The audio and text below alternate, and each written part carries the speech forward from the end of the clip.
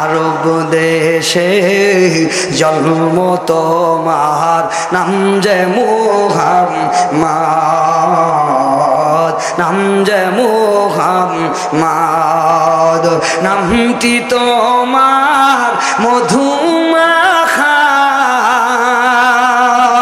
যাই না কভু ভুলে থাকা। জীবন মরণ দিয়ে জানো সৌপসি পরাণ, নাম যে মুহাম্মদ, নাম যে মুহাম্মদ। তুমি দুনিয়ারি রহমত, তোমার পথে আসে না জাহাজ। রোজ হাসরে দিয়া তুমি, রোজ হাসরে দিয়া তুমি তোমারি শাফাআত, নাম যে মুহাম্মদ, নাম যে মুহাম্মদ। জোরে বলেন মারহাবা। কোরআন শিক্ষা কর মুসলমান, কোরআন শিক্ষা কর। নভেল নাটক ছেড়ে দিয়ে ও ভাই খোদার কোরআন পড়ো, কোরআন পড়ো, বুকে জড়াও, লাগাও তাতে চুমা। কবরেতে হবে সাথী ও ভাই, পেয়ে যাবা ক্ষমা। কবরেতে হবে সাথী ও মা, পেয়ে যাবা ক্ষমা। নারী জাতি সম্মানী ভাই, কোরআনে প্রমাণ। কিন্তু বর্তমানে সমান অধিকার স্লোগান দিয়ে নারী হারালো সম্মান। চুল বড় আর পোশাক বড়, চুল বড় আর পোশাক বড়। ও ভাই নারী জাতির শোভা, কিন্তু বর্তমানে শর্ট কামিজ আর ওসাহিলে নারী দুলায় মাতার খোপা। বাংলাদেশের নারী ও ভাই কুড়িতে হয় বুড়ি, রোডে ঘাটে চলে দেখেন তবু ভাব যায় না তাদের শরীর। জোরে কর ঠিক না বেঠিক। ইন্নাল্লাহ হাওয়া মালাইকাতুহু ইউসাল্লুনা আলান নবী ইয়া আইয়ুহাল্লাযীনা আমানু সাল্লু আলাইহি ওয়া সাল্লিমু তাসলিমা। সকলে মহব্বতের সাথে দরুদ ও সালাম পড়ে।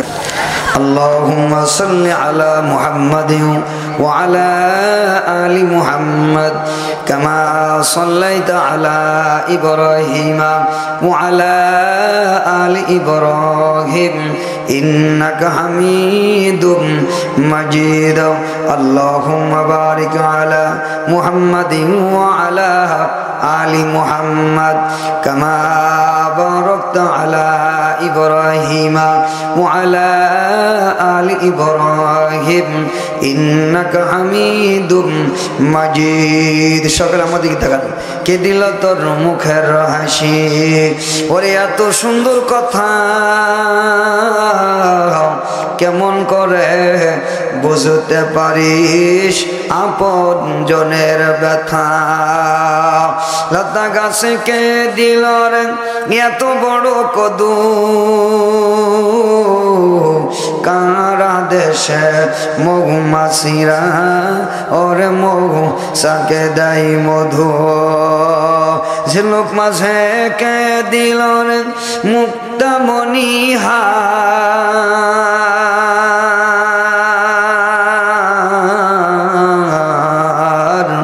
আখের মাঝে মিষ্টি মধুর রস যে চমৎকার পাখির কণ্ঠে কে দিল রে মিষ্টি মধুর গান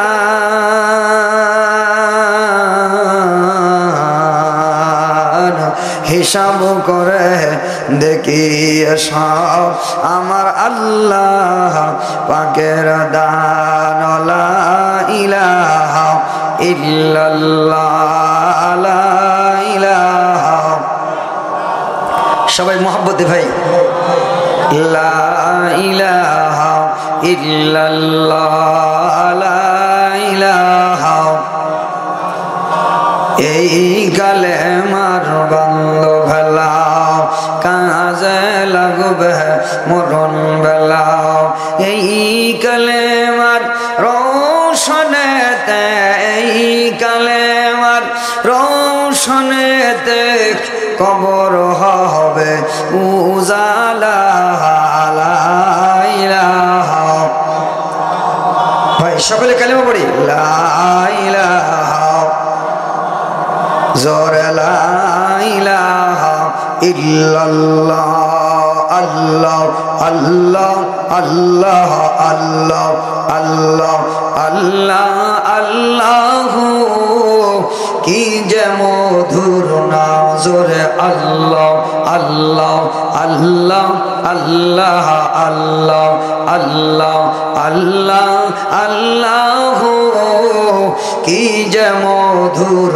নাম লা ইলাহা ইল্লাল্লাহ মুহাম্মাদুর রাসূলুল্লাহ সাল্লাল্লাহু আলাইহি ওয়াসাল্লাম আলহামদুলিল্লাহ আল্লাহ তাআলা আল্লাহর এই জমিনের ভিতরে আল্লাহ রাব্বুল আলামিন আমাদেরকে মুসলমানের ঘরে জন্ম দিয়েছে কোথায় জোরে বলেন আরো জোরে বলেন কোথায় আমরা মুসলমান কারা কারা হাত তুলে দেখাই তো নারায়ে তাকবীর লিল্লাহি তাকবীর আমরা সকলে মুসলমান তো মুসলমান বলতে ভয় লাগছে আমাদের আমরা মুসলমানের সন্তান কোনো সন্দেহ আছে এখানে কোনো হিন্দু আছে এখানে কোনো বৌদ্ধ আছে এখানে কোনো খ্রিস্টান আছে এখানে কোনো ইহুদি আছে সুতরাং আমরা মুসলমান ঠিক কিনা জোরে বলুন আমাদের আওয়াজ হবে বড় জোরে বলেন না কথা ঠিক কিনা আল্লাহ তাআলা আমাদেরকে মুসলমানের ঘরে জন্ম দিয়ে আল্লাহ তাআলা এটা বুঝাতে চাইছেন আল্লাহ তাআলা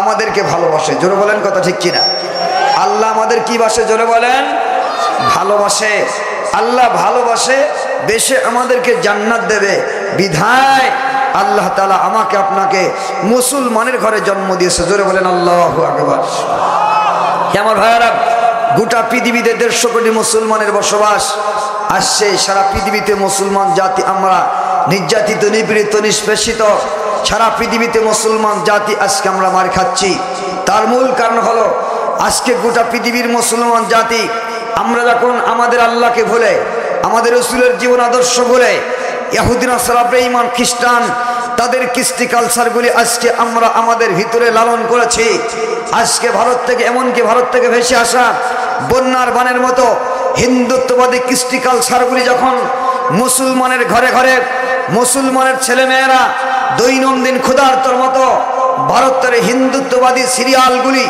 ক্ষুধার্তর মতো টিভি আর সিডির মাধ্যমে গিলে খাচ্ছে মুসলমানের ছেলেমেয়েরা তাদের নবীর জীবন আদর্শকে ভুলে যায় ইহুদিরা সারা বেঈমান খ্রিস্টান তাদের কৃষ্টি কালচারগুলি আজকে মুসলমানের ঘরে ঘরে মুসলমানের ছেলেদের আখলাক চরিত্র ভাইজান ইহুদিরা সারা বেঈমান খ্রিস্টানের মতো দিন দিন গড়ে উঠেছে আর যার কারণেই তারা আজকে কোরআনের নিয়ম বোঝে না কোরআন বোঝে না হাদিস বোঝে না নিজের ধর্ম বোঝে না নিজের ইসলাম বোঝে না আজকে নিজের ইসলাম কি ইসলামটা ভালো করে বোঝা শিখতে পারে নাই নিজের মুসলমানিত্ব ভালো করে আমরা শিখতে পারি নাই যার কারণে আজকে মুসলমানের ঘরের সন্তান নাস্তিক হয় মুসলমানের ছেলে নাস্তিকতার কথা বলে মুসলমানের ছেলে আলেম ওলামার ফাঁসির কথা বলে মুসলমানের ছেলে আলেমের বিরুদ্ধে স্লোগান দেয় মুসলমানের ছেলে কোরআনের বিরুদ্ধে কথা বলে তার একটা মাত্র কারণ হলো আজকে মুসলমান জাতি আমরা আমাদের মুসলমানিত্বই বোঝা শিখি নাই যারা বলেন কথা ঠিক না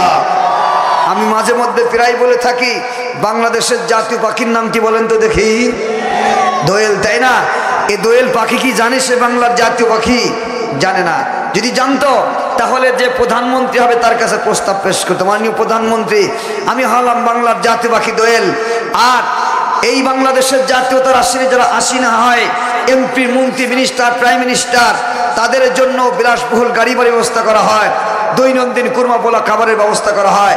আমিও বাংলার একটি জাতীয় পাখি, আমারও জাতীয়তার মর্যাদা আছে, সুতরাং আমার জন্য বঙ্গভবনের পাশে সুন্দর বিলাসবহুল গাড়ি বাড়ির ব্যবস্থা করা হোক, দৈনন্দিন কুরমা পোলা খাবারের ব্যবস্থা করা হোক। কিন্তু দুঃখ আর আফসোস হলো আমার ভাইয়ারা যে আল্লাহর জমিনে দোয়েল পাখি সে নিজেই জানে না সে বাংলার জাতীয় পাখি কিনা, নিজের জাতীয়তার মর্যাদা সে নিজেই জানে না।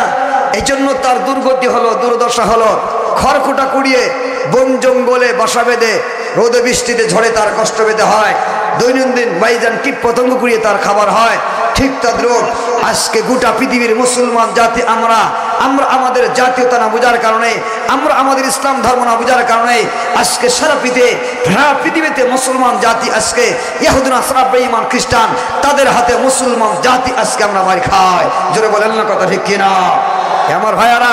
এই জন্য আমরা বলতে চাই মুসলমান জাতি মার খাওয়া জাতি নাই।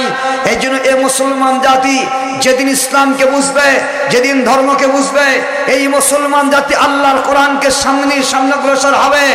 আর কোনো উপায় মুসলমানদের সামনে বাকি নাই। হে আমার মুসলমানেরা, আজকে আমাদেরকে জাগ্রত হতে হবে। ভারতবর্ষে মুসলমান যারা আছে তাদের উপরে যেভাবে ভাইজান নির্যাতনের রুলাল চালানো হচ্ছে, এমনকি ভারতবর্ষে মুসলমানের মসজিদ ভারগুলি ভেঙে শহীদ করে দেওয়া হচ্ছে।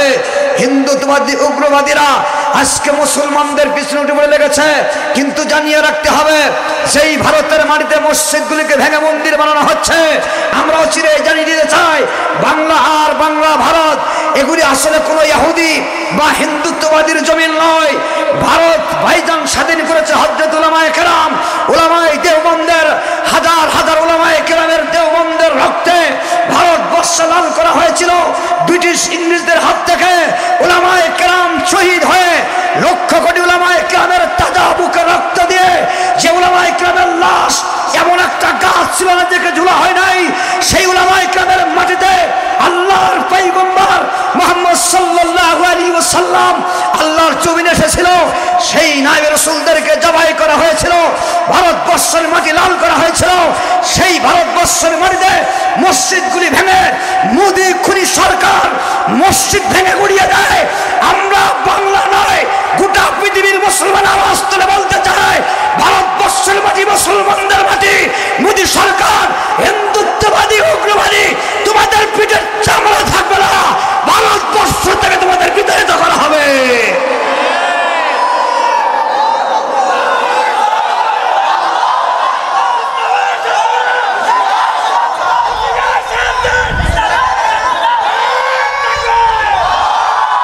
আমার ভাইয়েরা, বড় দুঃখের আর পরিতাপের বিষয় হলো হে মুসলমান, আজকে বাংলাদেশের আপনারা জানেন কোন জায়গার বাংলাদেশের মাদ্রাসার ছেলেরা, বাংলাদেশ ইসলামী আন্দোলনের ভাইয়েরা যারা তাদের মন্দিরগুলি বাংলাদেশে পাহারা দিয়েছে, অথচ সূচনাতা করে তারা ভারতের বিভিন্ন মসজিদগুলাকে ভেঙে গুড়িয়ে দিয়ে কয় এই জায়গায় মন্দির ছিল।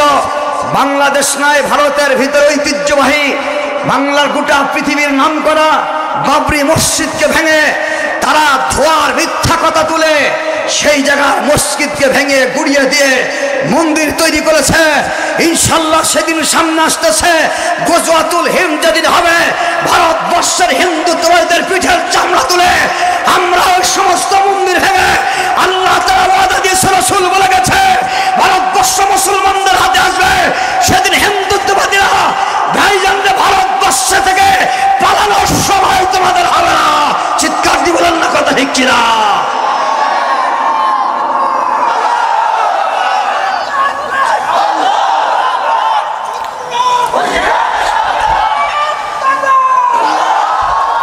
আমার ভাইয়েরা, এই জন্য হে মুসলমান আমার দিকে তাকান, জাগ্রত হতে হবে। মুসলমানদের সেই পাওয়ার তৈরি করতে হবে, সেই পাওয়ার হযরতে সাহাবায়ে কেরাম আল্লাহর পয়গম্বরের কোরআন দ্বারা তৈরি করেছিল। এই জন্য এই কোরআনের ছায়াতলে আসতে হবে, কোরআনকে বুকে নিতে হবে। কোরআন যার অন্তরে আছে তার কোনো ভয় নাই। জোরে বলেন কথা ঠিক কিনা? আমরা মরলে শহীদ হব। শহীদের মরণ কঠোর নাই। শহীদ সামনে যাবে, তার গায়ে গুলি লাগবে, বুলেট লাগবে। পিঁপড়ার মতো একজন পিঁপড়া মারলে যেই পরিমাণ, পিঁপড়ায় কামড় দিলে যেই পরিমাণ কষ্ট হয়, একজন শহীদের সেই কষ্ট হয় না। চিৎকার দিয়ে বলেন আল্লাহু আকবার। কোনো কষ্ট হয় না। সুতরাং আমার ভাইয়েরা, কোনো ভয় নাই। মুসলমান আল্লাহ রাস্তায় মরলে শহীদ হবে, এতে কোনো সন্দেহ নাই। এই জন্য যদি আল্লাহর কোরআনের বিপক্ষে আবার কোনো ভাইজান ঝড় উঠে আসে, বাংলার মুসলমান আল্লাহর কোরআনের জন্য, আল্লাহর দ্বীনের জন্য আমরা আমাদের বুকের তাজা রক্ত দিতে কারা কারা যে হাত তুলে দেখান না হয় তাকবীর।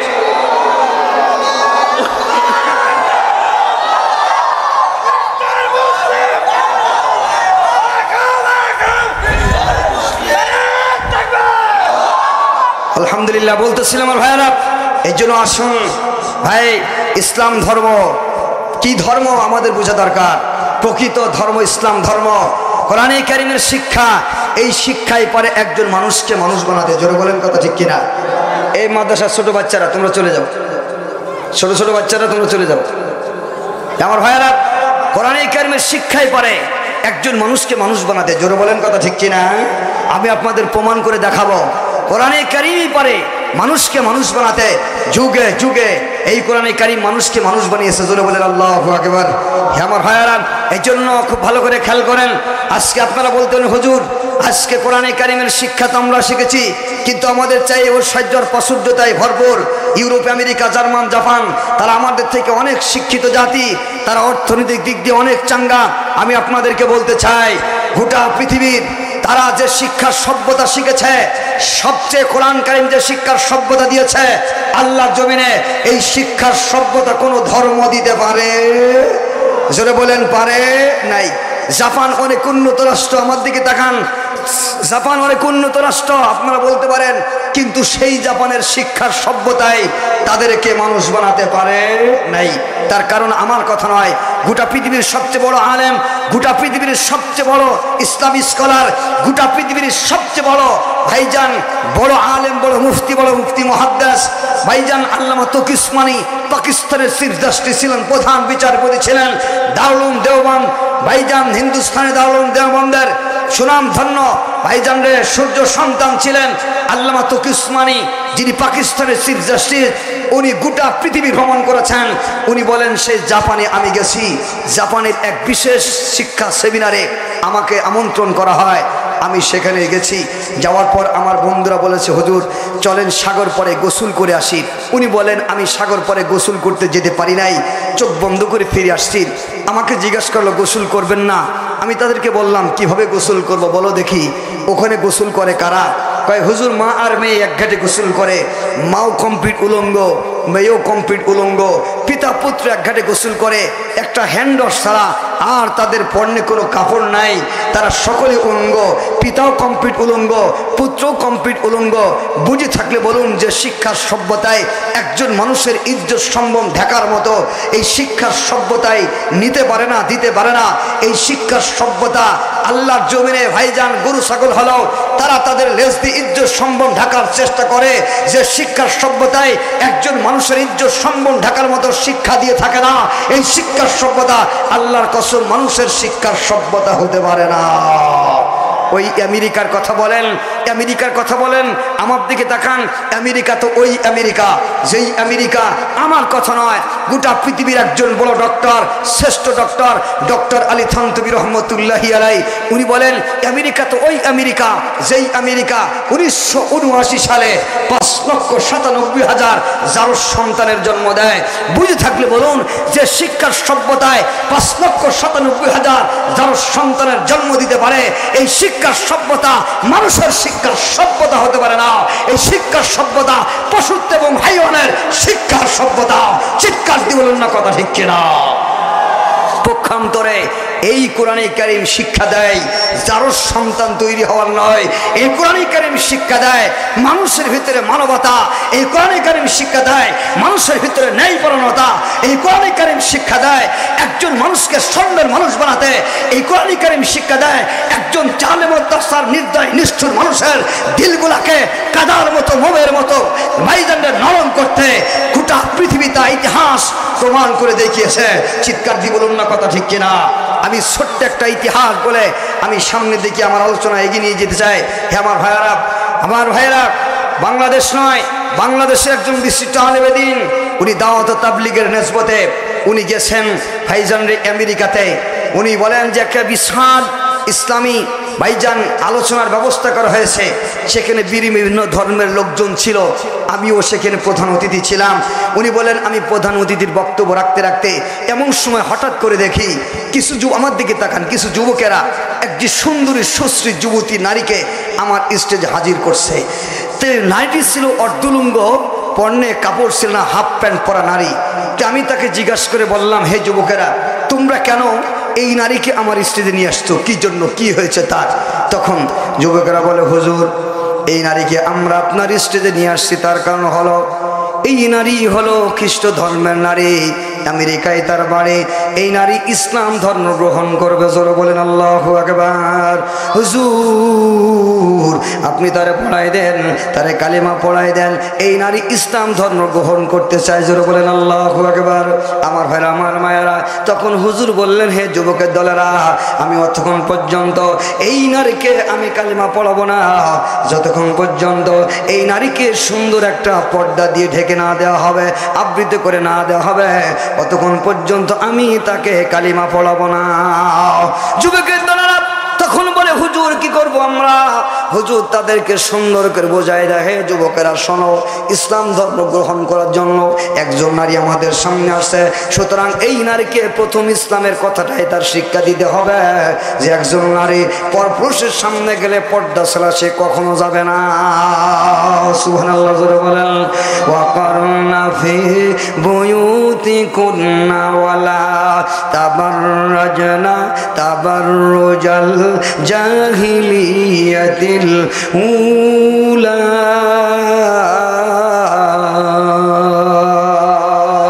আল্লাহ তাআলা বলে, দুনিয়ার মানুষেরা একজন নারীকে তার ঘরের ভিতরে ঢুকাইয়ে দাও, সে যেন জাহিলি যুগের নারীদের মতো নিজেকে প্রদর্শনী করে না ঘুরে নিয়ে বেড়ায়, তার লোভ লাবণ্য মানুষের সামনে যেন দেখিয়ে না নিয়ে বেড়ায়। ভাইজান, নারী যেন পর্দা করে, সে যেন পর্দার আড়ালে থাকে।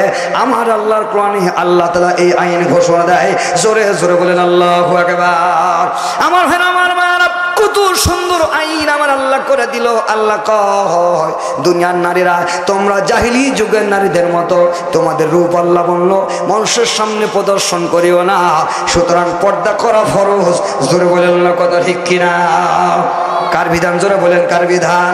আমার আল্লাহর বিধান। আমার দিকে তাকান। কিন্তু আমার ভাইরা, আফসোস আর দুঃখ হলো, মোল্লা মৌলবীরা, ওলামায়ে কেরামেরা যখন আল্লাহর কোরআন থেকে এই পর্দার কথা বলে, তখন আমাদের দেশের ইউনিভার্সিটি পড়া কিছু ডক্টর আছে যারা ডক্টর নামের কলঙ্ক। তারা কয় মৌলবীদের মাথা তা ছেঁড়া, নারী ছাড়া কাজ করা সম্ভব নয়। সুতরাং নারীদেরকে ঘরের ভিতরে রাখতে চায়। এই মৌলবীদের মাথা তা ছেঁড়া পাগল। এরা পাগল, এরা সমাজ বোঝে না, রাষ্ট্র বোঝে না, এরা ইসলাম বোঝে না, দুনিয়ার শাসন কায়েমের ব্যবস্থা বোঝে না। আমরা বলি আমরা পাগল না। আমার দিকে তাকান। মৌলবী আর মোল্লারা পাগল নয়। মৌলবী আর মোল্লারা দুনিয়ার কোনো মানুষের পড়ানো, তাদের তৈরি করা জ্ঞানের কথা পড়ে না। এরা আমার আল্লাহ দেওয়া জ্ঞান, আল্লাহ শিখানো জ্ঞানের কথা বলে। জোরে বলেন না কথা ঠিক কিনা? মৌলবীরা পাগল না, বরং আমরা যাচাই বাছাই করে দেখেছি পাগলের শেষ প্রান্তের যদি আর কোনো ভাইজান স্তর থাকে তো তোমরাই আসো। ঠিক কিনা? জোরে বলেন। আমার একটা কথা শুনেন, তো বাজে উদাহরণ না দিলে বুঝবেন না। এক স্কুলের এক অঙ্ক মাস্টার ছিল, খুব অঙ্কে পারদর্শী, খুব ভালো করে খেয়াল করে। তো মাস্টার সাহেব স্কুলে আসছে, আসার পর উনি রিক্সার থেকে নেমে হাঁটতে হাঁটতে হাঁটতে হাঁটতে গুনতে গুনতে আসছে, এসে ক্লাসরুমে ঢুকছে। ঢোকার পর কয়ে, ছেলেমেয়েরা, আজকে আমি তোমাদেরকে এমন একটা অঙ্ক দিব, এই অঙ্কটা যারাই করে দিতে পারবে তাদেরকে আমি পুরস্কার দিব, সকলকে পুরস্কার দিব, যে যে করতে পারবে। ছেলেমেয়েরা আগ্রহ করে খাতা কলম নিয়ে স্যারের অঙ্ক করবে। স্যার বলতেছে, শোনো, অঙ্কটা হলো আমি যে ক্লাস রুমে আসছি ওখান থেকে হেঁটে এ পর্যন্ত আসছি, হেঁটে আসতে আমার 100 কদম সময় লাগছে। 100 পা যদি আসতে আমার সময় লাগে, এই হিসাবে আমার বয়সটা কত তোমরা একটু অঙ্ক করে বাহির করে দাও। ছেলেমেয়েরা খাতা কলম নিয়ে যোগ বিয়োগ ভাগ লসাগু খসাগু যা যা ছিল সব শেষ করেছে, কিন্তু স্যারের বয়স আর কেউ বাহির করতে পারতেছে না। আধা ঘন্টা 45 মিনিট শেষ হয়ে গেছে, এক অঙ্কে কেউ অ্যান্সার দিতে পারে না। সামনের বেঞ্চিতে ব্রেনিয়ান ছেলে মেয়ে কেউ পারে না। লাস্টে বিরক্ত হয়ে পিছনের ব্রেনে ছিল এক গভের ছাত্র, নামটা ছিল কালো মণ্ডল, দেখতে কালো, ভাইজান রেখার লাশ, পাহলওয়ান জোয়ান। সে পিছন থেকে দাঁড়িয়ে কয়, স্যার আপনার প্রশ্নের আনসার কেউ দিক আর না দিক, আমি আপনার প্রশ্নের উত্তর দিয়ে ফেলছি স্যার। স্যার মনে মনে ভাবে ঘোড়ার ডিম কালু, ও তো বাংলা অঙ্ক ইংরেজি একটা শব্দ কোনদিন শোনাতে পারে না, ও কি করে আমার প্রশ্নের আনসার দেবে, এ তো আমার বুঝে আসে না। তারপরও স্যার মনে মনে ভাবতেছে, দেখেই দেখি না কালুর জিজ্ঞাসা হইতেও তো পারে। আমার দিকে তাকান, কালুর খাতাটা নিয়ে আসছে, কয় কালু খাতাটা দিক নিয়ে আয়। কালু খাতা নিয়ে আসছে, নিয়ে আসার পর স্যার কালুর খাতায় দেখে কালু উপরে লিখছে 30, নিচে লিখছে 30, লম্বা একটা দাগ দিয়ে নিচে লিখছে 60। এখন স্যার খাতা হাতে নিয়ে ঘোড়ার ডিম ভাবে যে আল্লাহ আমার বয়স হতো ঘোড়ার ডিম 60, আমার বয়স হতো ঘোড়ার ডিম 60, কালু লিখছে 60, ওনার বয়সও 60। এখন স্যার মনে ভাবে আল্লাহ এতগুলা ছেলে মেয়ে ব্রেনিয়ান কেউ আমার বয়স 60 বাইর করতে পারলো না, কিন্তু কালু আমার বয়স 60টা কিভাবে বাইর করলো। স্যার এখন কালুকে জিজ্ঞাসা করে, কালু রে আমি তো জানি প্রত্যেকটা অঙ্কের একটা সূত্র থাকে, সূত্র ছাড়া অঙ্ক হয় না, তুই যে অঙ্কে আমার বয়স 60 বাহির করছিস এই অঙ্কের কি কোনো সূত্র আছে? কালু কয়, স্যার আমিও জানি সূত্র ছাড়া অঙ্ক হয় না, আমার অঙ্কের সূত্র আছে। আমার অঙ্কের সূত্র হলো, আমার বাড়িতে আমার এক ভাই আছে, ও হলো হাফ পাগল, ওর বয়স হলো 30 বছর। তা আমি চিন্তা করলাম আমার ভাই তার বয়স হাফ পাগলের বয়স যদি 30 বছর হয়, তে আপনি হলেন ফুল পাগল, আপনার বয়স 60 বছরই হবে। আপনার বয়স কয় বছর হবে? জোরে বলেন, কয় বছর হবে? 60 বছর হবে। এই জন্য আমি আপনাদেরকে বলতে চাই, আমরা গোটা পৃথিবী যাচাই বাছাই করে যোগ বিয়োগ ভাগ করে আমরা সব যাচাই করে দেখেছি। আল্লাহর কসম, আল্লাহর জমিনে যদি জ্ঞানী থাকতে হয় একমাত্র জ্ঞানী উলামায়ে কেরামই আছে। আল্লাহর ঘোষণা, রসুলের ঘোষণা।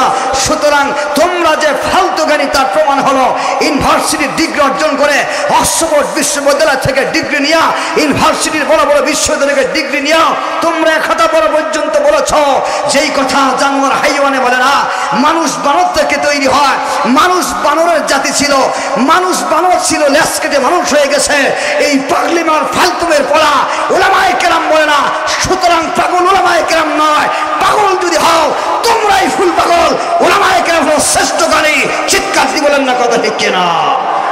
আমার ভাইয়ারা, এই জন্য ওই নারীকে হুজুর বললেন, হে আমার ভাইয়েরা খুব ভালো করে খেয়াল করেন, পর্দা করে দাও। নারীকে সুন্দর করে পর্দা করে দেওয়া হলো। আমেরিকায় বাড়ি খ্রিস্টান ধর্মের নারী। আমার ভাইয়েরা আমার ভাইয়েরা খুব ভালো করে খেয়াল করেন। এবার নারী বলতেছে, হুজুর আমি ইসলাম ধর্ম গ্রহণ করতে চাই, আপনি আমারে কালিমা পড়াই দেন।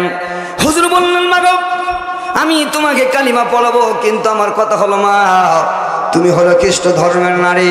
ও মা তুমি কোন কারণে তোমার বাপদাদার ধর্ম খ্রিস্ট ধর্ম ত্যাগ করে তুমি ইসলাম ধর্মে দীক্ষিত হতে চাও? নারী তখন তার জবান দিয়ে বলে, হুজুর এই কথা যদি আপনার সামনে আমি বলতে যাই, হুজুর গো আমার দিল ভেঙে ভেঙে টুকরা টুকরা হয়ে আমার কলিজা ছিঁড়ে যেন আমার রক্ত বাইর হওয়ার উপক্রম হয়ে যায়। হুজুর কেমন করে বলবো আমি এই কথা? তখন নারী তার জবান দিয়ে বলে, হুজুর আমার বলতেই হচ্ছে, এটা সত্য, আমি শুনলে ভালো। হুজুর ধৈর্য সহকারে আপনি শুনলে ভালো হবে। হুজুর আমি কেন ইসলাম ধর্ম গ্রহণ করব? আমি গোটা পৃথিবীর ভিতরে যতগুলা ধর্ম ছিল মোটামুটি অন্যান্য সমস্ত ধর্মের কিতাব আদিগুলো আমি পড়েছি, কিন্তু ইসলাম ধর্ম কেন গ্রহণ করলাম? হুজুর মর্মান্তিক একটা ঘটনা। হুজুর গো আমি আমার খ্রিস্ট ধর্মে লালিত পালিত হয়েছি। খ্রিস্ট ধর্মের একজন নারীর এত স্বাধীনতা, একজন নারী তার স্বামীর সামনে তার গার্লফ্রেন্ড আর বয়ফ্রেন্ডের সাথে হাত ধরে ঘুরে বেড়াবে, স্বামীর হাতকে ফেলাই দিয়া অন্য বয়ফ্রেন্ড আর গার্লফ্রেন্ডের সাথে পার্কে ঘুরে বেড়াবে, স্বামীর কোনো কিছু বলার অধিকার নাই। এবার নারী বলল, হুজুর আমি কি বলবো আপনারে? আমি এই ধর্ম, আমি খ্রিস্ট ধর্মে লালিত পালিত হয়েছি। আমার এই ধর্মে আমি দেখেছি নারীদের এত স্বাধীনতা।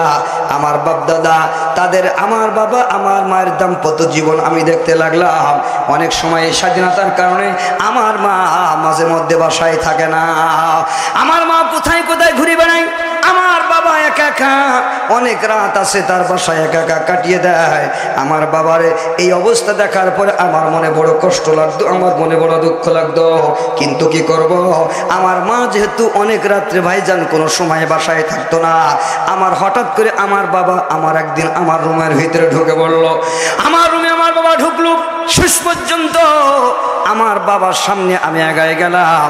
আমার বাবার জিজ্ঞাসা করলাম, বাবা কোন সমস্যা আপনার? আপনার চেহারার ভিতরে মলিনতার ছাপ দেখা যায়, কোন অসুস্থতার বোধ করতেছেন আব্বা গো, আমারে বলেন আমি আপনার কি খেদমত করতে পারি। কিন্তু দুঃখের কথা হলো আমার বাবার চেহারার দিকে তাকিয়ে দেখি আমার বাবার চেহারার মলিনতার ছাপ দেখা যায়। আমার বাবার চেহারার ভিতরে তাকিয়ে আমার যেন ভয় লাগে। এমনকি আমি যেটা ভাবতেছিলাম, দেখতে দেখতে দেখতে দেখতে আমার বাবা আমারে জড়ায় ধরে, আমি তার মেয়ে আমার সাথে জেনা করে আমার বাবা আমার ইজ্জত লুণ্ঠন করে ঠান্ডা মাথায় তার রুমে যে ঘুমায় পড়ল। শেষ পর্যন্ত আমি অবাক হয়ে গেলাম। আমি বেডের ভিতরে পড়ে গেলাম। হাওমাও করে আমার মাথা ভাইজান খাটের ভিতরে ডুকরায় ডুকরায় ডুকরায় ডুকরায় কাঁদতে লাগলাম।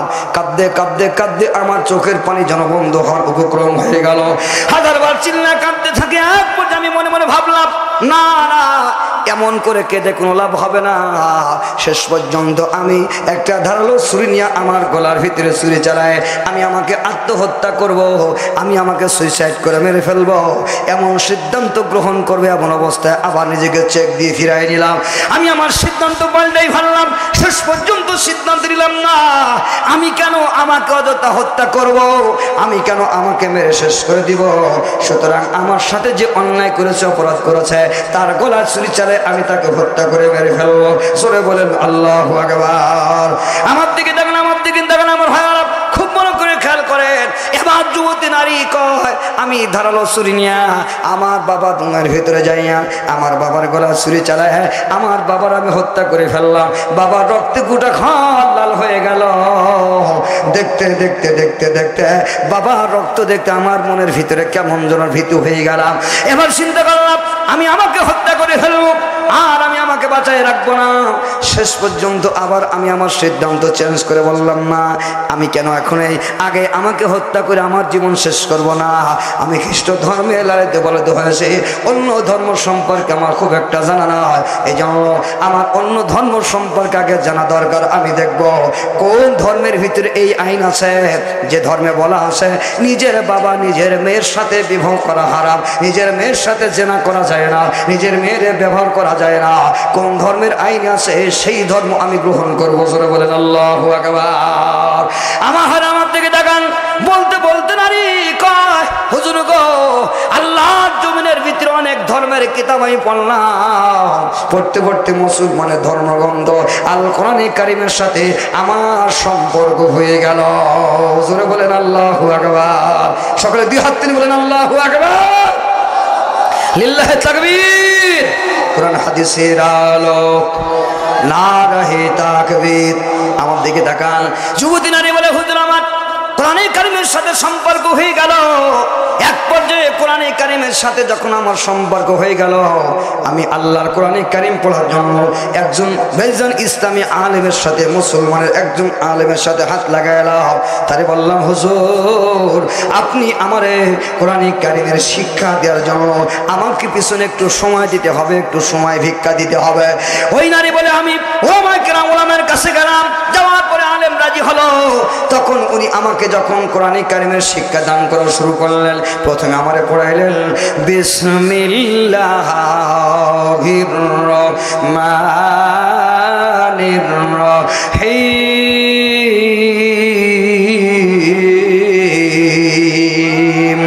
আলিফ লাম মিম যালিকাল কিতাবু লা রাইবা ফীহি হুদাল লিল মুত্তাকিন। আলিম। আমার ভাই আমার দিকে তাকান, ওই আলেম যখন আমারে কোরআন পড়ানো শুরু করলো আর কোরআনে কারিমের আয়াত যখন আমি পড়তে লাগলাম, আল্লাহু আকবার পড়তে পড়তে পড়তে পড়তে আমার গায়ের লোম খাড়া হলো। এক পর্যায়ে কোরআনে কারিমের ভাইজান সূরাতুন নিসায় যখন চলে গেলাম, সূরাতুন নিসার ভিতরে আমার মনের সন্দেহটা কেটে গেল। আল্লাহ তাআলা বলেছেন একজন পুরুষ 14 জন নারীর সাথে তার বিবাহ হারাম। তার ভিতরে প্রথম সিরিয়ালে পাইলাম নিজের বাবা নিজের মেয়ের সাথে বিবাহ করা হারাম, নিজের মেয়ের আজীবন ব্যবহার করা হারাম। জোরে বলেন আল্লাহু আকবার। শুধু এই আইন পালাম না, আমার দিকে তাকান, শুধু এই আইনই পালাম না, বরং আরো আইন পেয়ে গেলাম। একজন পুরুষ যদি কোনো নারীকে বিবাহ ব্যবহার করতে চায়, বিবাহ বন্ধন ছাড়া, বিবাহ ছাড়া একজন পুরুষ একজন নারীর সাথে কথা বলা হারাম, একজন নারীর সাথে প্রেম করা হারাম, একজন নারীর সাথে সম্পর্ক করা হারাম। আহা, এত সুন্দর আইন যখন কোরআনে কারিমে পেয়ে গেলাম, আল্লাহর কোরআনে কারিমে যদি এই আইন না থাকতো, মানুষ যদি যাকে ইচ্ছা তাকে বিয়ে করতে পারতো, আল্লাহর জমিনে আমার দিকে তাকান, মানুষ মানুষ থাকতো না। মানুষ হাইওয়ান জানোয়ার, কুকুর শিকারের চাইতে শুয়োরের চাইতে খারাপ হয়ে যেত। ঠিক কিনা? জোরে বলেন, আরো জোরে বলেন না কথা ঠিক কিনা? আমার ভাই আমার এই জন্য কোরআনে কারিমের সুন্দরী সভ্য আইন আমার পছন্দ হয়ে গেল। হুজুর আপনার কাছে আমার আবদার, এত সুন্দর ধর্ম সভ্য ধর্ম আমি গ্রহণ না করে থাকতে পারি না। আমি হলাম আমেরিকায় বাড়ি, খ্রিস্টান ধর্মের নারী। হুজুর আমারে কালেমা পড়াই দেন, লা ইলাহা ইল্লাল্লাহু মুহাম্মাদুর রাসূলুল্লাহ সাল্লাল্লাহু আলাইহি ওয়াসাল্লাম। জোরে বলেন আল্লাহু আকবার। এই জন্য কোরআনে কারিম আমার দিকে তাকান, এই কোরআনে কারিম পারে একজন মানুষকে মানুষ বানাতে। এই কোরআনে কারিম পারে মানুষের ভিতরে নম্রতার ভদ্রতা ভাইজান সৃষ্টি করতে, একজন মানুষকে আখলাক আর চরিত্র দিতে পারে এই আল্লাহর কোরআন। সুতরাং আল্লাহর কোরআন আমরা কারা কারা ভালোবাসে হাত তুলে দেখাই না রে তাকবীর, লিল্লাহি তাকবীর। কোরআন হাদিসের আলো, নারাহে তাকবীর। আল কোরআনের আলো, আল্লাহর কোরআন কালো ভালোবাসে। একটু জোরে হাত তুলে সাকি মারি আল্লাহু আকবার। হাত তুলে দেন, আল্লাহু আকবার বলেন। একটু সাকি দেন। আমার আল্লাহরে ভালোবাসি সবাই, আল্লাহর কোরআনকে ভালোবাসি সবাই। আল্লাহর কোরআন ভালোবাসা ছাড়া আমার দিকে হাত নামান। আল্লাহর কোরআনকে ভালোবাসা ছাড়া জান্নাতের কোনো উপায় থাকবে না। কোরআন যারা ভালোবাসবে, মুসলমানের আখিরাতে হাসরের ময়দানে আমার আল্লাহ তাআলার কোরআনের মাহফিল হবে। সেদিন আমার আল্লাহ মুহাম্মদ সাল্লাল্লাহু আলাইহি ওয়াসাল্লাম হযরত দাউদ আলাইহিস সালাম সহ আল্লাহর কোরআন তেলাওয়াত করবে। ভাইজান হযরত মুহাম্মদ সাল্লাল্লাহু আলাইহি ওয়াসাল্লাম সূরা ইয়াসিন তেলাওয়াত করবে, আর আমার আল্লাহ তাআলা নিজে সূরাতুর রহমান তেলাওয়াত করে শোনাবে। সেই মাহফিলে আপনারাও থাকবেন যারা মুসলমান আল্লাহর কোরআন ভালোবাসেন। কারা কারা আল্লাহর কোরআন ভালোবাসি আরেকবার হাত তুলে দেখায় দেয়। আল্লাহু আকবার বলেন, আর জোরে বলেন আল্লাহু আকবার। আমার আপনার ভাগ্যে হয়েছে আল্লাহর কোরআন ভালোবাসা, এর মতো সৌভাগ্যের জিনিস আর কিছু হতে পারে না। চিৎকার দিয়ে বলেন না কথা ঠিক কিনা? আল্লাহর কোরআনকে যে আপনারা ভালোবাসেন তার প্রমাণ হলো আজকের এই কোরআনে কারিমের মাহফিল। চিৎকার দিয়ে বলেন না কথা ঠিক কিনা? রাস্তায় দাঁড়িয়ে থাকেন নাই, মজার আর ময়দান রে বাদামের দোকানে বাদাম খান নাই, আল্লাহর কোরআন শোনার জন্য এখানে বসে গেছেন। প্রমাণ হয়ে গেল আপনারা সকলে আল্লাহর মেহমান, আল্লাহর কোরআনের পাগল, জান্নাতি মানুষ। জোরে বলেন আল্লাহু আকবার, আরো জোরে বলেন আল্লাহু আকবার। আমার ভাইরা আমার দিকে তাকান। এই জন্য বলতেছিলাম আমার ভাইরা আমার দিকে তাকান। আল্লাহর কোরআন এত সুন্দর কিতাব, এই কোরআনে কারিম পারে মানুষকে মানুষ বানাতে। আমার দিকে তাকান রে ভাইরা, এই কোরআনে কারিম আল্লাহ মানুষ তোমাদেরকে আমি আল্লাহ এমনি দেই নাই। আল্লাহ বলেন কোরআন দেওয়ার কারণ হলো এই কোরআনে কারিম সর্বপ্রথম আমি আল্লাহ তাআলা এই কোরআনে কারিমকে আসমান জমিন পাহাড় পর্বতের কাছে দিয়েছিলাম। তাদের কাছে বলেছিলাম, হে আসমান, হে জমিন, হে পাহাড় পর্বত, তোমাদের উপরে আমি আল্লাহ কোরআন নাজিল করব, তোমাদের দামি বানাবো, তোমাদের সম্মানী বানায় দিব, তোমরা সম্মানী হয়ে যাবা, তোমরা স্বর্ণের চেয়ে দামি হয়ে যাবা, তোমরা জান্নাতি মানুষ হয়ে যাবা। হে আসমান জমিন আয়, আমি আল্লাহর কোরআন তোরা গ্রহণ কর। সেদিন আসমান জমিন পাহাড় পর্বত আমি আল্লাহর কোরআন গ্রহণ করে না। আমার দিকে তাকান। আল্লাহ তাআলা কোরআনে কারিমে বলেন, ইন্না আরাদনাল আমানাতা আলা সামাওয়াতি ওয়াল আরদি ওয়াল জিবাল فأبين أن يحملنها وأشفقن منها وحملها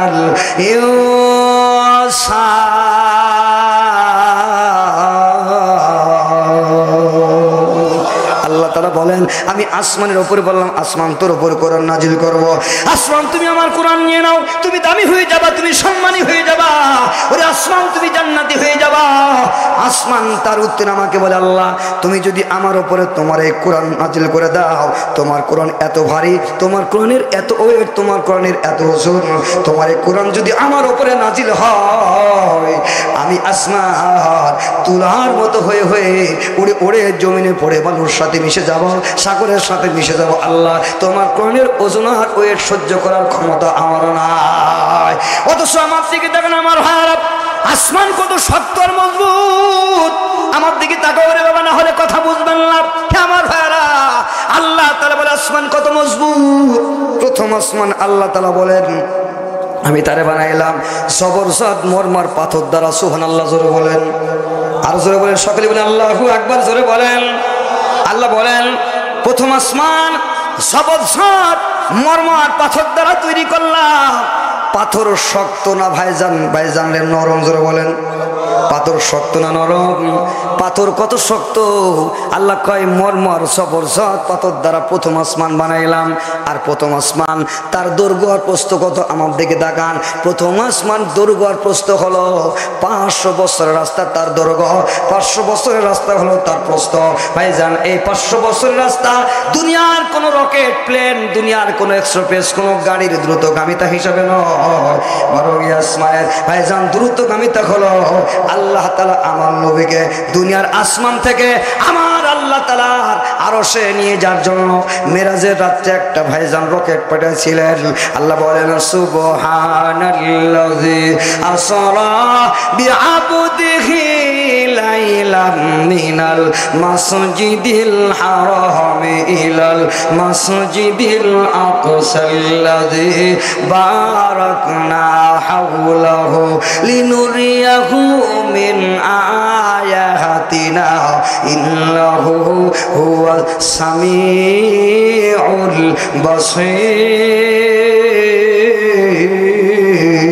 বাসীর। জোরে বলেন আল্লাহু আকবার। এই বাদামালা ভাই তোমাদের আকল আছে, জ্ঞান আছে তোমাদের? কোথায় ঢুকছো? হ্যাঁ, মাহফিলটা একটা তামাশার একটা খেলা মনে করেছে এরা। সকলে কালেমা পড়ুন আল্লাহু ইলাহা। আপনারা কেউ ওঠাপড়া করবেন না, সকলে বসেন ধীরে স্থির। আমার কথাটা কয়েক মিনিট শুনবেন, শুনলে বুঝতে পারেন ইনশাল্লাহ আল্লাহ কোরআন কি জিনিস, কোরআনের শিক্ষা মানুষকে কি বানায়, এটা আমার আলোচ্য বিষয়। আপনারা ভালো করে খেয়াল করে শুনুন, তা না হলে এইভাবে ওয়াজ শুনে 1000 বছর ওয়াজ শুনবেন, কোনো লাভ হবে না। যারা বলেন কথা ঠিক কিনা? ওয়াজের মাহফিলে কোনো ধরনের বিশৃঙ্খলা, আল্লাহ নবী যখন ওয়াজ করতেন সাহাবা একরামের মাথায় পাখি বসতো, তাও তারা টের পেত না। জোরে বলেন আল্লাহু আকবার। কারণ রহমতের ছায়াতলে তারা বসে থাকতো। এই জন্য মাহফিল খুব শান্ত পরিবেশ, এখানে জান্নাতের বাগান, সেভাবেই আমাদেরকে বসতে হবে, উঠাপড়া করা যাবে না। এক নিয়ত, এক খেয়ালে, এক ধ্যান নিয়ে আলোচনা শুনতে হবে। জোরে বলেন না কথা ঠিক কিনা?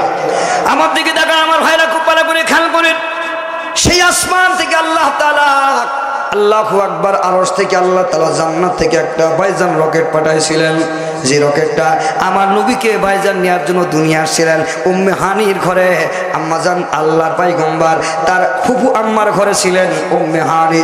ওনার ঘরে ছাদটা ফাটাইয়া আল্লাহ নবীকে তুলে নিয়া বুরাকের উপরে যখন আরোহণ করা হয়, আল্লাহ নবী বুরাকের জন্য আমার দিকে তাকান। ওই বুরাকের দ্রুতগামিতা হলো 500 বছরের রাস্তা, মরমর জবরদস্ত পাথর দ্বারা তৈরি যে আসমান, ওই আসমানের দূরত্ব হলো 500 বছর রাস্তা।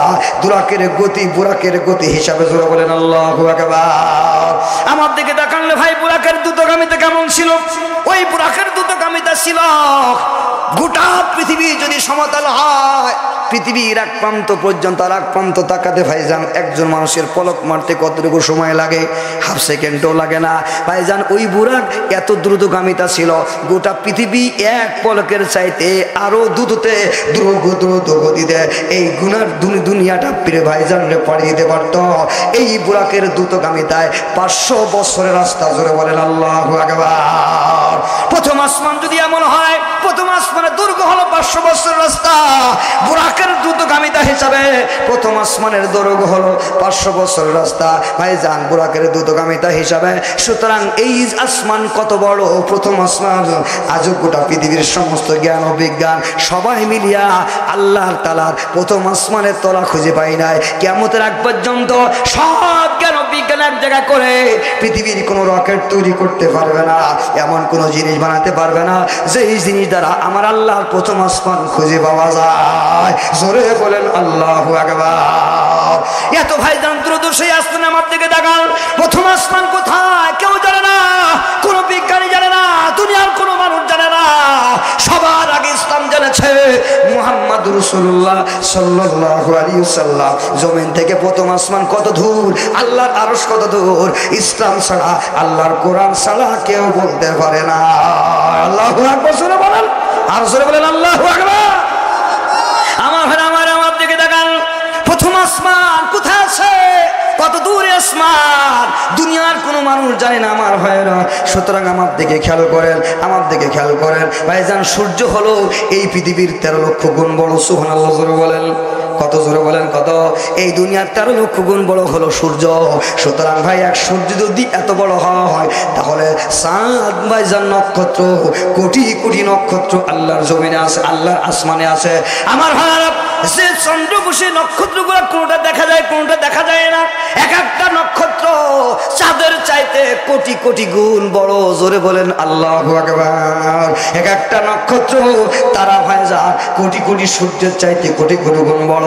সুতরাং আমার আল্লাহ তাআলা কত কিছু রাখছে 7 আসমানের ভিতরে। আল্লাহ কয় দ্বিতীয় আসমান হলো লোহা পদার্থ জিনিস দ্বারা তৈরি। ও ভাই, এই লোহা পদার্থ জিনিস দ্বারা তৈরি দ্বিতীয় আসমান, সেও কত শক্ত কত মজবুত। 7 আসমান কয় আল্লাহ এত মজবুত আর শক্ত হওয়া সত্ত্বেও আমাদের উপরে তোমার কোরআন যদি নাজিল করে দাও, আল্লাহর কসম আল্লাহ, তোমার কসম আল্লাহ, আমরা জমিনের ভিতরে তুলার মতো ভেঙে ভেঙে পড়ে যাব, আমাদের কোনো অস্তিত্ব আল্লাহ থাকবে না। আল্লাহ তোমার কোরআন আমাদের উপর নাজিল করো না। আল্লাহ বলেন জমিন থেকে আসমান থেকে ফিরে আসলাম, জমিনের কাছে প্রস্তাব দিলাম, জমিনও স্বীকৃতি জানালো। এরপরে পাহাড়ের কাছে বললাম, পাহাড় পর্যন্ত স্বীকৃতি জানালো। শেষ পর্যন্ত আল্লাহ বলে মানুষের কাছে যখন বললাম ফাআবাইনা আইয়াহামিল্লাহা ওয়া আশফাকনা মিনহা ওয়া হামালাহাল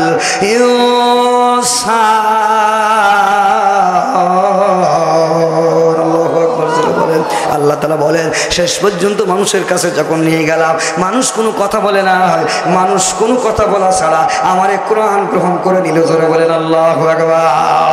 যে জায়গায় আসমান পারল না, জমিন পারল না, পাহাড় পারল না, দুনিয়ার কোনো জিনিস আল্লাহর কোরআন নিতে গ্রহণ করলো না, অস্বীকৃতি জানালো, সবাই অস্বীকার করলো, কিন্তু মানুষ গ্রহণ করলো। এবার বুঝে থাকলে বলুন, পাহাড়ে আর আসমান আর জমিন থেকে মানুষ বড় শক্ত নাকি? জোরে বলেন, মানুষ কি শক্ত না নরম? এই মানুষ কি করে এত বড় ওইটালা কিতাব কোরআনকে ভাইজান বুকের ভিতরে নেয়? শুধু তাই নয়, মাদ্রাসার ছোট বাচ্চা 7 বছরের শিশু গোটা 30 পারা কোরআন বুকে নিয়ে ঘুরে বেড়ায়। তাহলে এই পাওয়ার এত ওজনের কিতাব কেমন করে মানুষ বহন করার ক্ষমতা রাখে? একটা উদাহরণ দিলে সহজে বুঝে আসবে।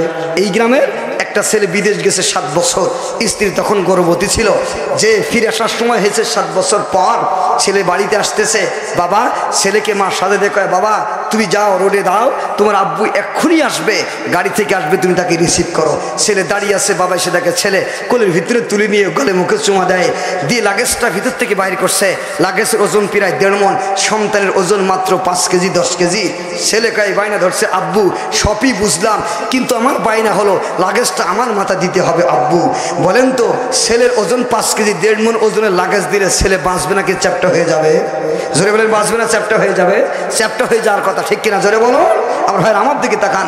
কিন্তু বাবা জ্ঞানী বাবা বুঝছে যে আমার ছেলের মাথায় যদি আমি এই লাগেজটা চাপিয়ে দেই, তাহলে আমার সন্তান চ্যাপ্টা হয়ে যাবে। সুতরাং এই লাগেজ আমার ছেলের মাথায় চাপানো যাবে না। যদিও চাপাতে হয়, কৌশল ছাড়া সম্ভব নয়। কৌশল হলো কি? আমার দিকে তাকান। আল্লাহ তাআলা ঠিক এমনই কৌশল করছে। বাবাই কৌশল করলো, বাবা লাগেজের তলায় হাত দিয়া সন্তানের মাথায় কোন রকম ভাইজান লাগেজ ঠেকে না, সমস্ত ভাইজান লাগেজের ওজন আর ওয়েট বাবার হাতে নিয়ে বাবা ধরে রাখছে। সন্তান কোন রকম ভাইজান মাথায় ঠেকে না, লাগেজ নিয়ে বাড়িতে চলে গেছে। বাবা খুশি হয়ে গেছে, সকলে খুশি হয়ে গেছে। আমার দিকে তাকিয়ে কথাগুলি শ্রবণ করেন আমার ভাইয়ারা। সুতরাং আল্লাহ তাআলা বলে, বান্দা আমি জানি মানুষ তোমরা কোরআনের ওয়েটার ওজন সহ্য করার ক্ষমতা তোমাদের নাই, তারপরেও আমি আল্লাহ তোমাদেরকে জান্নাতি বানানোর জন্য, তোমাদেরকে জান্নাত দেওয়ার জন্য অন্য পাহাড় পর্বত আসমান জমিনের উপরে আমি আল্লাহ তোমাদের মর্যাদাকে বৃদ্ধি করার জন্য, মানুষ তোমাকে জান্নাত দেওয়ার জন্য কোরআনে কারিমের সমস্ত ওয়েটার ওজন, কোরআনে কারিমের সুইচ আমি আল্লাহর হাতে রেখে দিলাম। শুধুমাত্র কোরআনের আমল আর আখলাক আর হুকুমগুলো তোমাদের উপরে দিয়া সমস্ত ওজন আর সুইচ আমি আল্লাহর হাতে রেখে তোমাদেরকে পলিসি করে জান্নাত দেওয়ার জন্য কোরআন তোমাদের উপরে নাজিল করে দিলাম। মানুষ কোরআন ধরলে তুমি জান্নাতি হয়ে যাবে। চিৎকার দিয়ে বলেন আল্লাহু আকবার। মানুষ তোমার সম্মান বেড়ে যাবে, মানুষ তুমি দামি হয়ে যাবা। এই জন্য মানুষ তোমার উপরে আমি আল্লাহ কোরআন দিয়ে দিলাম। মাঝখানে এই কোরআন আমি আল্লাহর ওপরেই ওইটার ওজন থাকলো, কিন্তু এই সুইজ আমি আল্লাহর হাতে। এই জন্য আবু জেহেল গেল, উতবা সাইবা গেল, গোটা পৃথিবীর বড় বড় কাফের শক্তিশালী নাস্তিক মুরতাদ ইহুদি বেঈমানরা চলে গেল। তারা কোরআনকে দুনিয়ার থেকে বিদায় করার চেষ্টা করেছে, আজও পারে নাই, কেন পারবে না? কিয়ামতের আগ পর্যন্ত আল্লাহর কোরআনের একটা হরফ পরিবর্তন করার ক্ষমতা কারো হবে না। জোরে বলেন আল্লাহু আকবার। ইন্না নাহানু নাযালনা যিকরা ওয়া ইন্না লাহু লাহাফিজুন। জোরে বলেন আল্লাহু আকবার। আমার ভাইরা, আমার মায়েরা, এই জন্য আল্লাহ তাআলার এই কোরআন, এই কোরআনকে ভালোবাসার জন্য আল্লাহ তাআলা কয়, মানুষ তুমি জান্নাতি হয়ে যাবা, মানুষ তুমি সম্মানী হয়ে যাবা, মানুষ তুমি দামি হয়ে যাবা। এই কোরআন যদি না নাও কোনোদিন দামি হতে পারবে না। আল্লাহর কোরআন যদি পড়তে না পারো কিন্তু কোরআনকে ভালোবাসতে পারবা কারা কারা? হাত তুলে দেখাও না। নারায়ে তাকবীর, লিল্লাহি তাকবীর। জোরে লা ইলাহা, পানি প্লাস্টিক, লা ইলাহা ইল্লাল্লাহ। সবাই কালে বলো লা ইলাহা।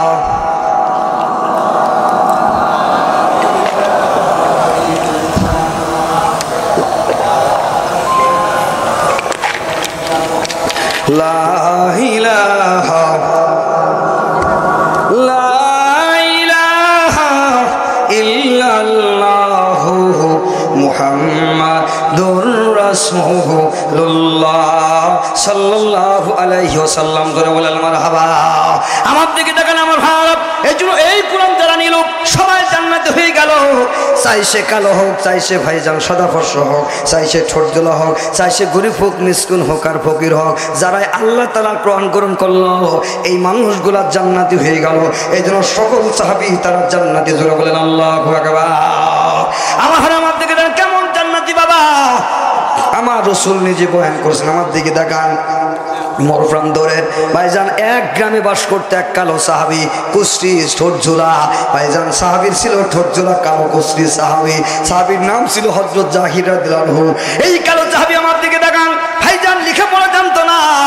আমার নবীর কাছে আসতো, নবী মদিনার মেহরাবে যখন আলোচনা করতেন, ওয়াজ করতেন, আল্লাহর পয়গম্বরের চেহারার দিকে তাকায় তাকায় নবীর পিছনে এসে নামাজ আদায় করে। নবী নামাজ শেষ করে যখন আলোচনা করতেন, কোরআন হাদিসের আলোচনা, আল্লাহর পয়গম্বরের কথাগুলি ধ্যান দিয়ে শুনতেন, ওই অনুযায়ী আমল করতেন। আর পিছন থেকে চোখের পানি ফেরায়া নবীর দিকে ফেলফাল করে তাকায়া সাহাবী পিছন থেকে কাঁদতে কাঁদতে চোখের পানি মুছতে মুছতে বাসায় চলে যেতেন। আল্লাহর পয়গম্বর লক্ষ্য করে কয়েকদিন ধরে, 3 দিন পর আল্লাহর পয়গম্বর তাকায় তাকায় দেখে, আহা ওই লোকটা এইভাবে কেঁদে কেঁদে কেন চলে যায়, আমার সামনে কেন আসে না? আল্লাহর পয়গম্বর একদিন ফলো করে সাহাবাদের বলে, সাহাবীরা আমি তোমাদের কি জান্নাতি মানুষ দেখাবো না? দুনিয়ায় জান্নাতি মানুষ কাকে বলা হয়? জোরে বলেন আল্লাহু আকবার। সাহাবারা বললেন, ইয়া রাসূলুল্লাহ কেন দেখাবেন না? জান্নাতি মানুষ আমরা দেখতে চাই। কে জান্নাতি মানুষ? আল্লাহর পয়গম্বর ফলো করে আছে। ওই সাহাবী পরের দিন আবার আসে, পিছন থেকে খালি নবীর সামনে আসে না, পিছন থেকে খালি কান্নাকাটি করে চলে যায়। তার কারণ আমার দিকে তাকান, ওই কালো সাহাবী ভাই আমার দিকে তাকান। কালো সাহাবী মনে মনে করত, আমি হলাম কালো, আমার ঠোঁট জোড়া, আমি কালো সাহাবীর সাথে ওই নবী এত সুন্দর চেহারাওয়ালা, নবীর হাত এত সুন্দর, নবী এত সুন্দর চেহারাওয়ালা, লাল ফর্সা মানুষটি কোনোদিন আমার সাথে হাত লাগাবে না। আমার দিকে তাকান এ আমার ভাইয়েরা, বাংলাদেশের যারা কর্মচারী বাবা, তারা কোনোদিন তার মালিকের সাথে কথা বলার সাহস পায় না, হাতে হাত লাগায় না, মনে করে তার কাছে গেলে আমারে ধমক দিবে।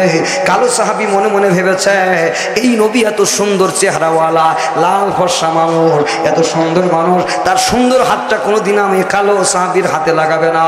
এই নবী দিকে আবু বকরের কপালে চুমা দেয়, অন্যান্য সাহাবীর কপালে চুমা দেয়, কিন্তু আমি হলাম কালো, আমার কপালে কোনোদিন তার ঠোঁটটা লাগবে না। এমন মনে মনে কাঁদে ভাইজান, আর চিন্তা গবেষণা করে তার বুকটা ফাটিয়ে যায়। এমন সময় আল্লাহর পয়গম্বর ভালো করে দেখে কালো সাহাবী কাঁদতে কাঁদতে চলে যায়। নবীও ভাইজান মেহরাব থেকে উঠে পড়লেন, পড়ার পর সাহাবীরা নবীর কাছে বেঁধে চলে গেলেন। আল্লাহর পয়গম্বর তাকায় দেখে কালো সাহাবীর সামনে যাইয়া বাজারের মদিনার এক বাজারের কোনায় দাঁড়িয়ে আমার আল্লাহ তাআলার তাসবিহ আদায় করে, জোরে বলেন আল্লাহু আকবার। আমার দিকে খেয়াল করে তাকাও রে বাবা, আল্লাহ নবী হযরত সাহাবী কালো, জাহির সাহাবী কালো, হযরতের নাম তার জাহির। এই জাহির কালো সাহাবীর পিছনে যাইয়া আল্লাহ পয়গম্বর তার দুটা মুবারক হাত দিয়া জাহির কালো সাহাবীর চোখ দুটা চেপে ধরছে, জোরে বলেন আল্লাহু আকবার। কালো সাহাবীর যখন চোখ চেপে ধরেছে, আমরা ছোটবেলায় দুষ্টুমি করিয়া দুষ্ট বন্ধুদেরকে পিছন থেকে চোখ চেপে ধরতাম, আর আমার বন্ধু আমার হাত ধরে বলতো ছেড়ে দাও ছেড়ে দাও ছেড়ে দাও ছেড়ে দাও, কি আমার চোখ ধরেছো ছেড়ে দাও। ঠিক তদ্রুপ আল্লাহর পয়গম্বরের যখন কালো সাহাবীর হাত দিয়ে ভাইজান তার মোবারক হাত দিয়া কালো সাহাবীর দুটা চোখ চেপে ধরেছে, কালো সাহাবী তখন আমার নবীর দুটো হাত ধরে কয় ছেড়ে দাও ছেড়ে দাও ছেড়ে দাও, কি আমার চোখ ধরেছো ছেড়ে দাও। আল্লাহর পয়গম্বর মরুর দুলাল সাল্লাল্লাহু আলাইহি ওয়াসাল্লাম তখন ভাইজান তার জবান দিয়ে যখন বলেছে, ওরে কালো সাহাবী জাহির, বাজারের সকল মানুষদেরকে লক্ষ্য করে বলে, হে বাজারের লোকেরা, আয়া আমার একটা কালো গোলাম ধরেছি, এই কালো গোলামটা আমি বাজারে বিক্রি করব, কে কত দাম দিয়ে গোলামটা কিনবা, আসো আসো আমার কাছে আসো, আমার এই কালো গোলামটা বাজারে বিক্রি হবে, জোরে বলেন আল্লাহু আকবার। নবী আমার তার জবান দিয়ে কয় আমার গোলাম, জোরে বলেন আল্লাহু আকবার। নবী কি বলছে জোরে বলেন, আমার দিকে তাকান। নবী বলছে আমার কালো গোলাপ, কত নসিবার সুসংবাদ রে বাবা, যে নবী তার জবান দিয়ে বাহির করছে আমার কালো গোলাম। কালো গোলাম তখন চোখের পানি ফেলে কান্না শুরু করছে, আল্লাহ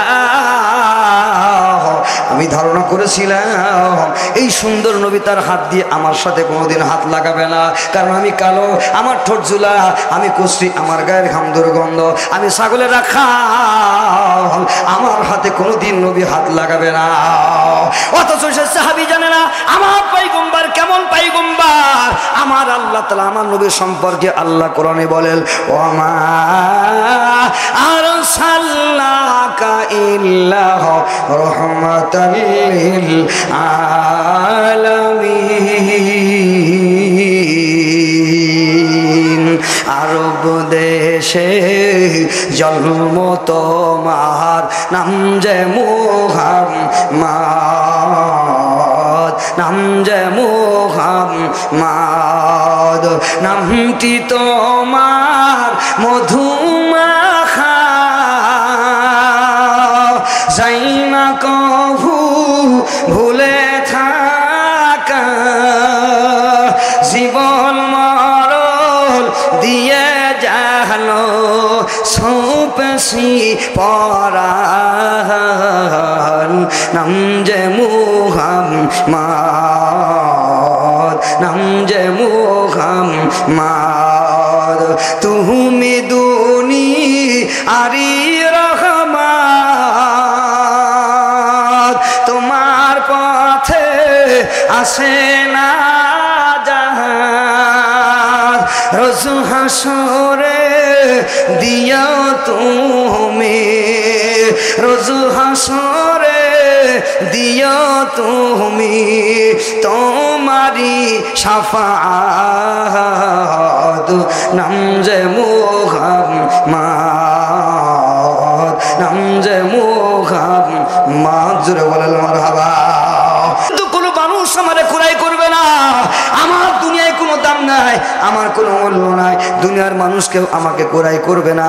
আল্লাহর পয়গম্বর কয় কালো সাহাবী রে তুমি এই কথা বললে কি হবে, আমি রাসূল ঘোষণা দিলাম, আমার আল্লাহ তাআলা আমারে জানাই দিয়েছে আল্লাহর জমিনের ভিতরে তুমি যদিও কালো, আল্লাহর কাছে সবচেয়ে তুমি ভালো, আল্লাহর কাছে সবচেয়ে তুমি দামি, তুমি আমি রাসূল ঘোষণা দিলাম তুমি হলো জান্নাতি একজন মানুষ। জোরে বলেন আল্লাহু আকবার। বলো কাল সাহাবীরা তুমি যখন আমি আলোচনা করি আল্লাহর কোরআনের, আমার এই কোরআন আল্লাহর কোরআন শুনিয়া আমি রাসূলের হাদিস থেকে শুনিয়া তুমি নিজে যাইয়া আমল করিয়া তুমি জান্নাতি মানুষ হয়ে গেছো।